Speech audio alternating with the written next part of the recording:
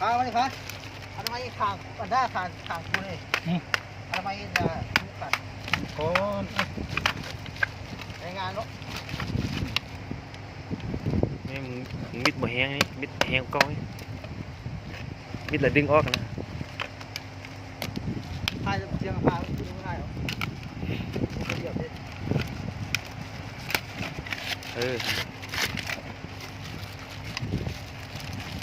ค่ายตัวแล้วก็ค่ายตัวนั้นทำไมหน้าปูนเขาตีมันเลยเคาะหน้าปูนขา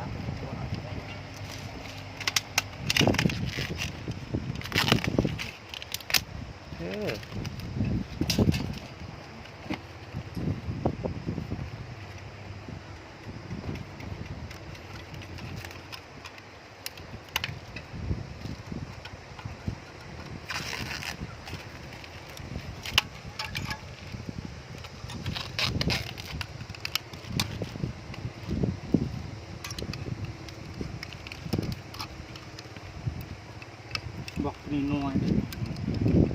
เรื่องตรงไหนทำไมอยากให้กวนหลายเลยถ้ามันเราตัวให้เยอะมีตัวใหญ่คุณเขาเราก็ยุ่งเต็มไว้ตัดเลยยากจะขาด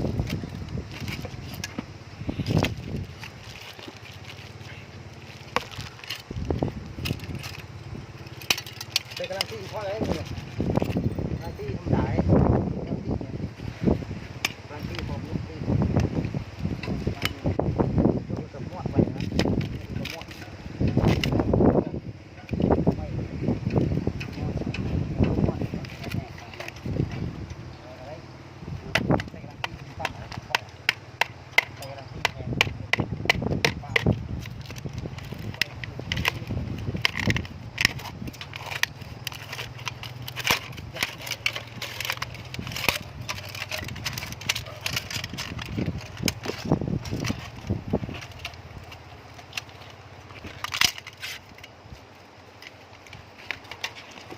ถ้าไม่มีรถมีค่าไฟนะรู้ไหมเราบอกว่า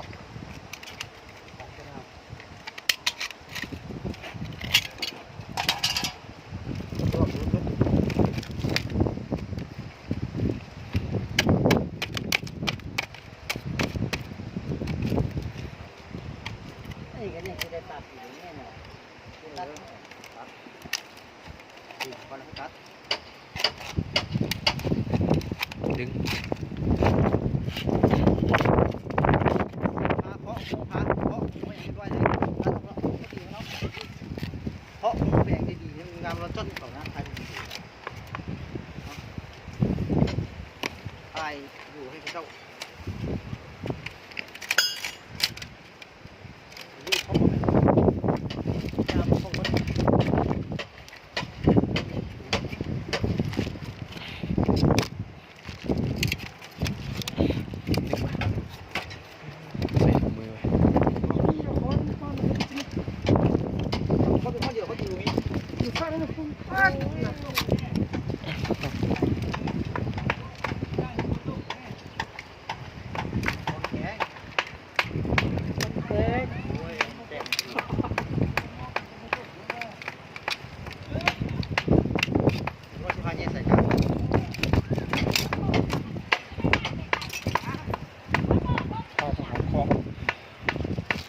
ตีมา ค่อยคนตีมา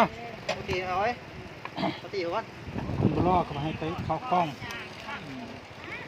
เพราะดินโฟมพวกนี้นะ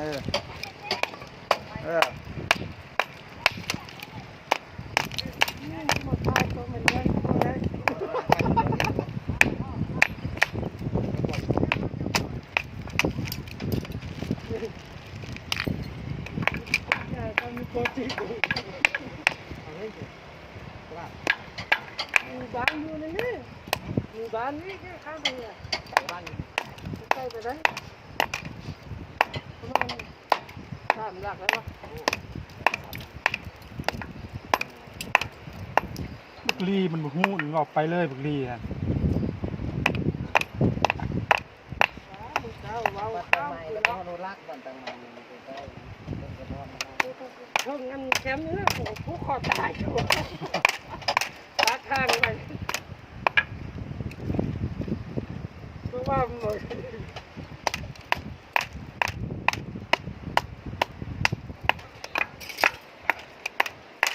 ที่สุดก็แล้วเนาะทางเราบนหูทุบไปทางบนหูนะทุบออกนี่มาทางนี้มานี่นี่เองเราก็เอาไปเอาไป ตัวเทิงกับกระทบเลยเขาเห็นหูอีก ค่าได้ซื้อบล็อกให้นะ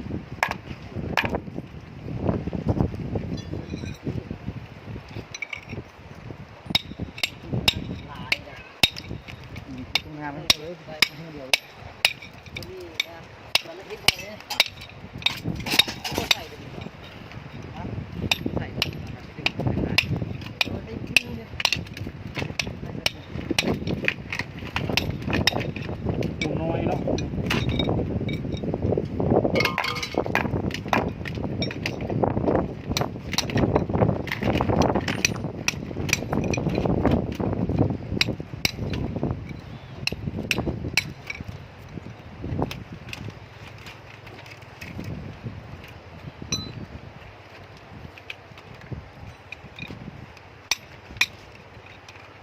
ให้เราพาบอกเป็นยังอาจจะไม่หน้ามัน ไหม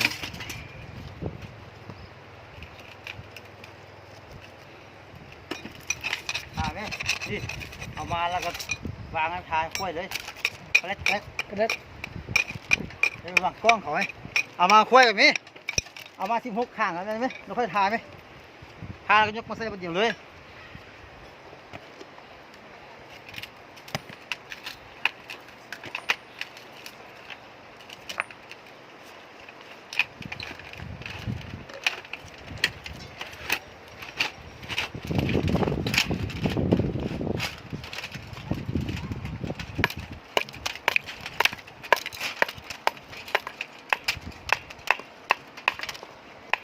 เดี๋ยวพาตอนนี้พาคล้องมัน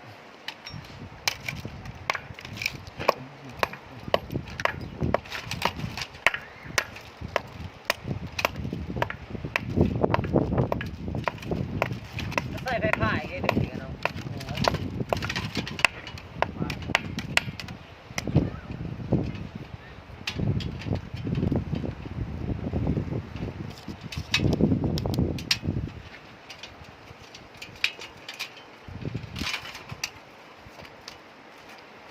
กับสองข้านั่นเลยผมไปสิเลยผมไปเลยดึงเลยไม่ยากเด็กพญากันดินึกว่าต้องมีพลาด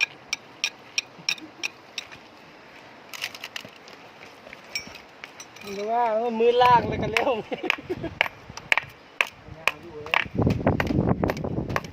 เด็กเล่ร่อนนี่ เด็กเล่ร่อนอะไรนี่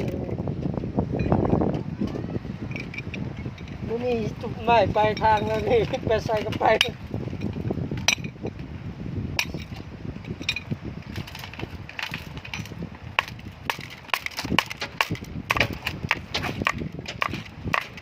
มันนำพุ่นนี่เ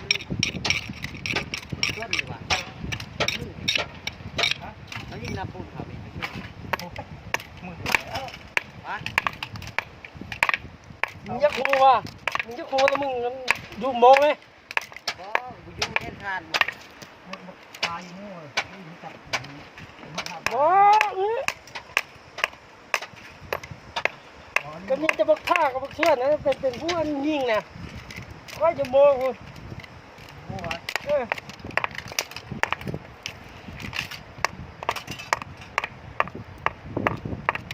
มุดจับเด็ดขาดนะได้อาบน้ำตูนนะ น้ำไก่นะ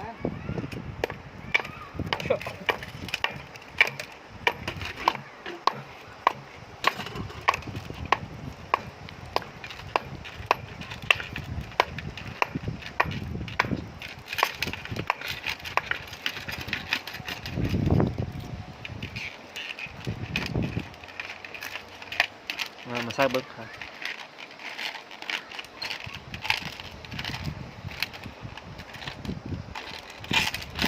นี่ 18นี่ก็เป็นจังย่อแล้วนี่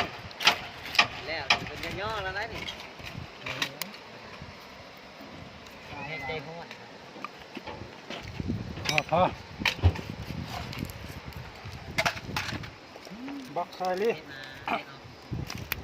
แทกได้แล้วฝั่งนั้น เข้าใส่พัด เนี่ย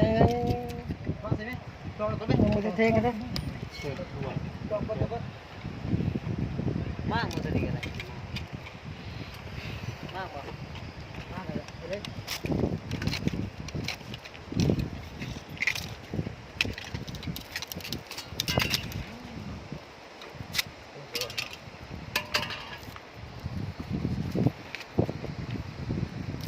ล้วก็เน็ตดิเอาก็ตีเนี่ยแล้วเอาลงปุ๊บ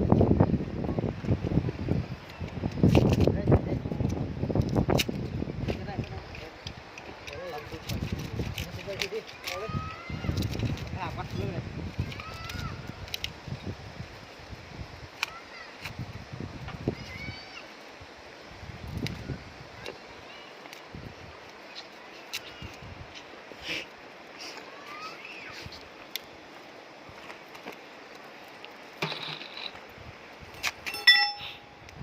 ทาก่อนเอาไว้ทามาสิตัวนะฟังเสียงเนี่ยมันจะมีหมายเลยหมายถึงก้าวก่อนหมายมือกลางก่อนแล้วเขาตกแทกทางก็ไม่ทันนั่นเลยต่อบล็อกก่อนมึงดิบล็อกทางเล็กก่อนบล็อกก่อนเว้ยบล็อกใส่มาเดียวนะมึงเนี่ยแบบผมบอก เนี่ยย่างก็ย่างก็ล่าได้ใจนี่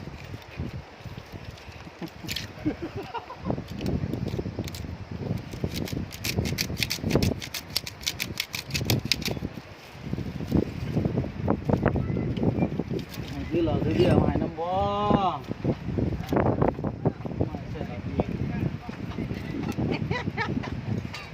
ข้ามเลยโซ่โซ่บ่มากันนะฮะ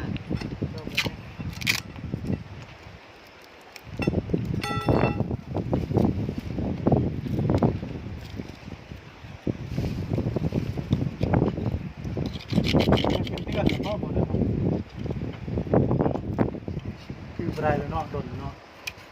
เนี่ยตอนแรกนี่แม่ก็เจ๊โตมากเป็นหน่อยไข่สัญญาเนี่ยยาไม่ไข่หมดยายแม่สัญญาสัญญาแม่มันบอก สักยาตาเลยเด็กสักยาเด็กหน่อยเนาะสักซองเข็มเลยมันนั่นไทยเด็กหน่อย เราบอกให้ถ่ายต่อเนื่องเลยป่ะหรือถ่ายเป็นขั้นตอนไปป่ะ ขั้นตอนไหนพอก็สิพอกันใช่